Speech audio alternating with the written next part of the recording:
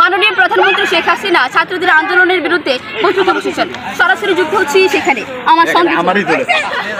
আচ্ছা ম্যাডাম, আমাদের দেশে যে এই পরিস্থিতি চলছে, ছাত্ররা যে এত আঘাত পেয়েছে, এইখানে দ্বন্দ্বটা সৃষ্টি করে, এটা একটা ট্যাকটিস।